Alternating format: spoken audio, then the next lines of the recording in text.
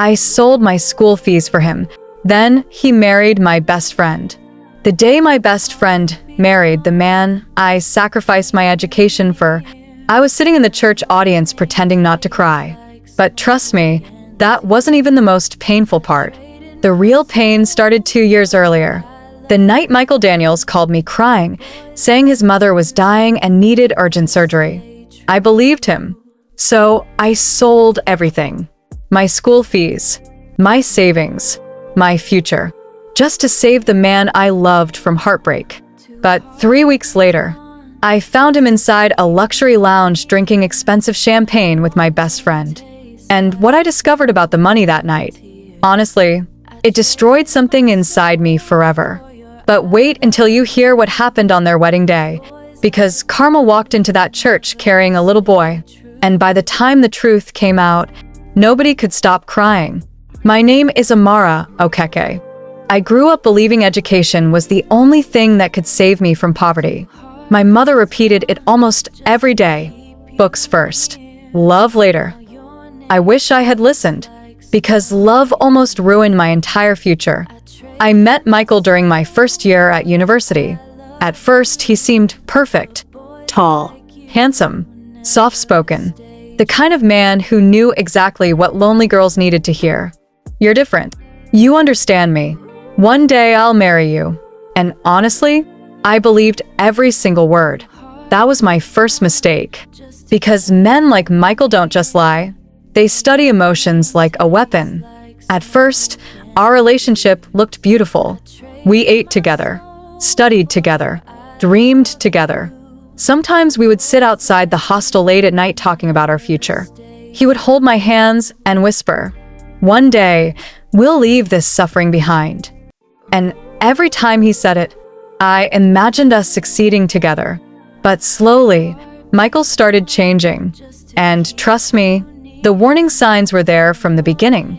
I just ignored them. Whenever Michael needed money, somehow I became responsible. Transport fare, food. Phone bills. At first, I didn't mind, because when you love somebody deeply, sacrifice feels normal. But one evening, my best friend Vanessa Cole said something strange to me. "You're doing too much for that guy." I laughed it off immediately, because I trusted both of them completely. And honestly, that blind trust nearly destroyed me. By second year, things became harder financially. My mother was struggling badly.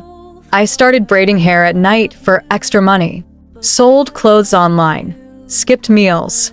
Every naira mattered. But after months of suffering, I finally completed my school fees. I still remember how happy I felt holding that money, because in my family, education wasn't just school, it was survival. Then one rainy evening, Michael called me crying. Actual tears. "Baby, my mother is dying." My entire body froze instantly. "What happened?" "She needs emergency surgery. Please, I don't know what to do." And what he said next changed everything. "If she dies, it'll be my fault." That sentence shattered me emotionally, because despite everything, I truly loved him. The next morning, I withdrew my entire school fees, every single naira. When I handed him the envelope, Michael hugged me tightly. He was shaking, crying. "I swear, Amara, I'll never forget this." And honestly, watching him cry made me feel proud of myself, like I had saved somebody's family. But trust me, I should have paid attention to one thing. Michael never showed me hospital receipts. Not once. And that detail became important later. Very important. For the first few days, Michael kept updating me. "She survived surgery. She's recovering." Then suddenly, everything changed. Slow replies, cold attitude, excuses. Whenever I asked questions, he became defensive. "You don't trust me?" That sentence silenced me every time, because manipulative people know how to make victims feel guilty for noticing red flags. Meanwhile, my school fees deadline passed. I was locked out of exams. Watching other students enter exam halls while I stood outside crying was one of the worst moments of my life.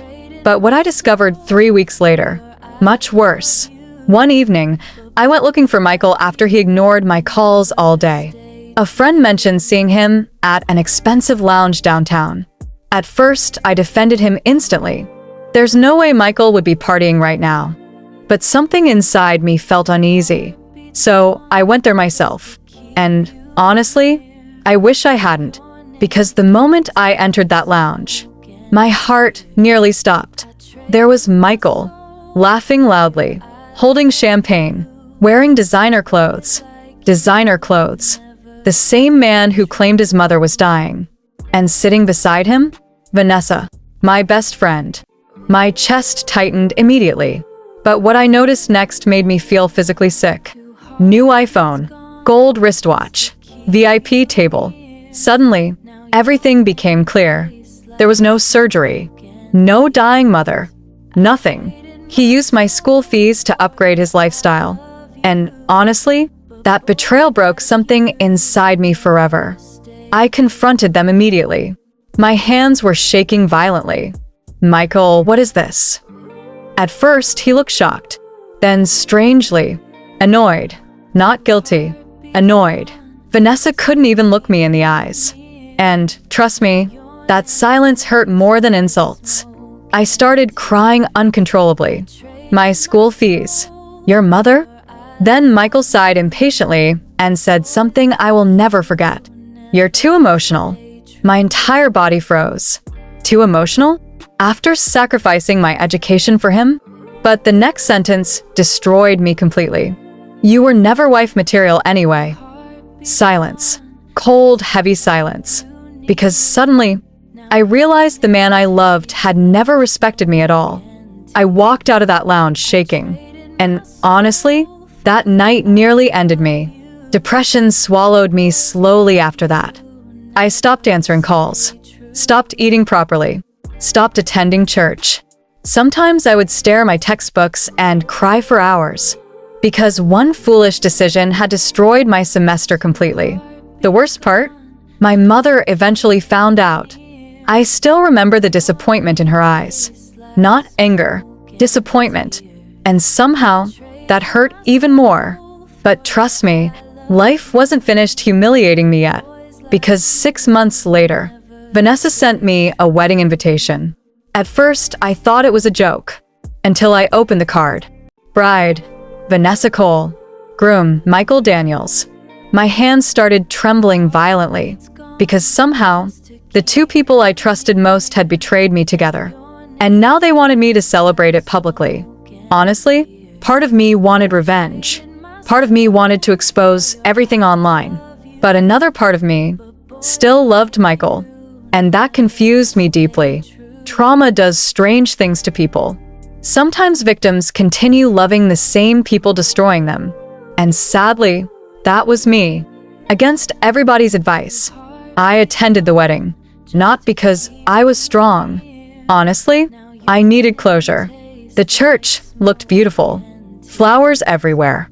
Music. Happy faces. Meanwhile, I felt like I was dying inside. Then I saw Vanessa in her wedding dress, Smiling. and beside her stood Michael looking proud like nothing had happened. For one dangerous moment, I hated both of them completely. But trust me, karma had already entered the building.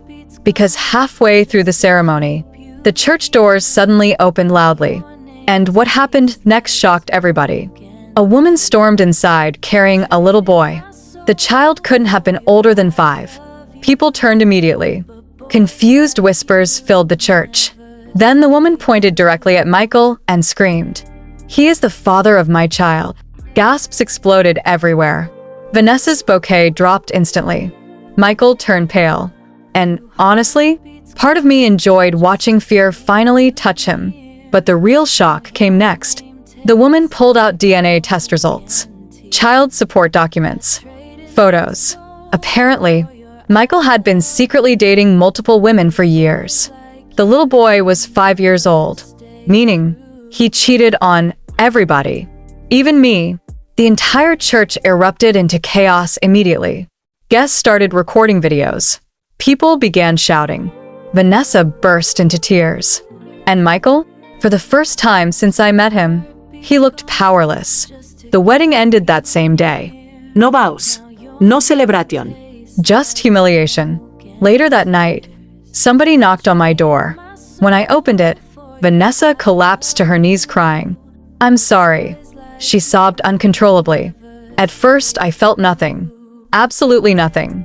Because some betrayals numb people completely. Then she confessed everything. Michael manipulated her too. Promised marriage. Collected money from multiple women. Lied constantly. And the worst part? She admitted she knew about my school fees. That confession reopened every wound instantly. Honestly, part of me wanted to hate her forever. But watching her break down, I realized something painful. We were both victims, just destroyed differently. Years passed slowly. I returned to school eventually, worked harder than ever. And somehow, I rebuilt my life. Not perfectly, but enough to breathe again. Meanwhile, Michael's scandals became public online. Debt. Cheating. Fraud. The same charm that once attracted people started destroying him publicly. Then one afternoon, I saw him again. Older, tired, broken. The confidence was gone completely. And trust me, watching karma humble him felt strange. Not satisfying, just sad. He apologized repeatedly, tears in his eyes. "Amara, I ruined your life." I looked at him quietly for a long moment, then finally answered softly, No. "You ruined a chapter of my life. Because despite everything, I survived. I healed. I rebuilt myself.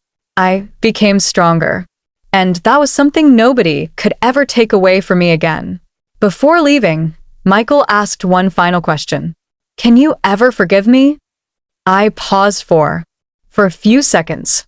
Honestly, part of me still remembered the pain, the humiliation, the lost semester. But carrying hatred for years had exhausted me. So finally, I nodded slowly. Yes. "I forgive you, but I will never forget what your betrayal taught me." And what did it teach me? Never sacrifice your future for somebody who sees your love as an opportunity. Because the wrong people don't just break hearts, they destroy destinies. 3 months after the failed wedding, I thought the story between me, Michael Daniels, and Vanessa Cole was finally over. I was wrong. Because one rainy evening, Vanessa showed up at my apartment carrying a pregnancy test. Positive. And trust me, what she confessed next shocked me completely. "I'm pregnant for Michael." The words hung heavily in the room. For a few seconds, I couldn't even respond. Because after everything that happened, after the humiliation, the cheating scandal, the public disgrace, Vanessa was still connected to him. She started crying immediately. I don't know what to do. Honestly, part of me wanted to slam the door. This was the same best friend who betrayed me. The same girl who watched me lose my education and still chose my boyfriend. But something about the way she looked that night, broken, exhausted, terrified, reminded me of myself years earlier. And suddenly, my anger softened slightly. Vanessa admitted Michael had been begging her to keep the pregnancy secret. "He says he's changing," she whispered. I almost laughed. Because manipulative men always change when consequences finally catch them. But trust me, the real shock came later that night. Because while Vanessa was crying in my living room, Michael called me unexpectedly. And what he said next made my blood run cold. "Please don't encourage her to keep the baby." Silence. Heavy silence. Because suddenly, I was transported back to my own painful past. The abortions, the manipulation, the guilt. My chest tightened instantly. "Michael," I whispered slowly, "are you serious right now?" He sighed impatiently. "You don't understand. I'm not financially stable yet." That sentence triggered something dangerous inside me. Because years ago, he said almost the exact same thing to another woman. And another. And another. Suddenly, I realized something terrifying. Michael wasn't just selfish. He had a pattern, a cycle. He destroyed women emotionally whenever responsibility appeared. And honestly, that realization disgusted me deeply. The next morning, I told Vanessa everything. Everything. The lies, the manipulation, the women, the fake promises. At first, she defended him weakly. He said he was confused back then, but then I showed her old screenshots, old messages, promises he once sent me word for word. Baby, you're my future wife. We'll build together. You're different from other girls. Vanessa froze, because Michael had copied the same script for both of us. And, trust me, that realization shattered her completely. For the next few weeks, Michael became desperate, calling nonstop, sending apology messages, showing up unexpectedly. But something strange started happening. The more desperate he became, the more his mask slipped. One night, Vanessa secretly recorded a phone conversation with him. And honestly, what he said made my stomach turn. If you keep this baby, don't expect me to suffer with you. Suffer with you. The exact same emotional cruelty. The exact same manipulation. And suddenly, every remaining sympathy I had for him disappeared completely. Vanessa finally made her decision. She kept the baby. And for the first time in years, I saw real strength inside her. Not the shallow confidence she once used to hide behind. Real strength. But trust me, Michael did not take the news well. Because the moment he realized he could no longer control her, he became dangerous emotionally. Rumors started spreading online. Michael began telling people Vanessa trapped him intentionally. He even claimed she was lying about the pregnancy. And honestly, watching him publicly humiliate another woman the same way he humiliated me years earlier made me furious. But karma was already getting closer. Closer than he realized. One afternoon, Vanessa collapsed unexpectedly during her pregnancy. We rushed her to the hospital immediately. And that was where everything changed forever. Because while waiting outside the emergency ward, Michael arrived. Panicked. Sweating. Terrified. For the first time in his life. He looked genuinely afraid. Then the doctor walked out slowly. And what she said next silenced everybody. There were complications. My heart stopped instantly. Vanessa's mother burst into tears. Michael looked frozen. But the doctor continued. We managed to save the baby. Relief flooded the hallway instantly. Then she added quietly. But Vanessa may never conceive again. Silence. Pure devastating silence. And the moment Michael heard those words, he broke down completely. Actual tears. Not manipulation. Not performance. Real tears. Because suddenly, the consequences became real. Permanent. Vanessa survived. But emotionally, something inside her changed forever. She became quieter. Softer. Wiser. One evening while holding her newborn daughter, she whispered something I'll never forget. We destroyed each other over a man who never loved either of us. And honestly, she was right. For years, we blamed each other, hated each other, competed emotionally. Meanwhile, the real problem was the man manipulating both of us from the beginning. That realization healed something between us slowly. Not instantly, but slowly. Months later, Michael disappeared completely. No calls. No apologies. Nothing.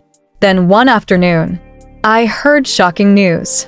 He had been arrested for financial fraud involving multiple women. Apparently, we were not his only victims. Not even close. And suddenly, everything finally made sense. Michael had spent years surviving through lies, using emotions as currency, destroying lives without remorse, until eventually, his own life collapsed under the weight of his deception. Years passed again. Vanessa and I slowly rebuilt our friendship, not the same way as before. Some scars never fully disappear, but we healed enough to forgive each other. And honestly, that healing mattered more than revenge ever could. One evening, while watching Vanessa's daughter play outside, she suddenly asked me softly, "Do you ever regret loving him?" I thought about it carefully, then finally answered, No. I regret abandoning myself while trying to keep someone who never deserved me.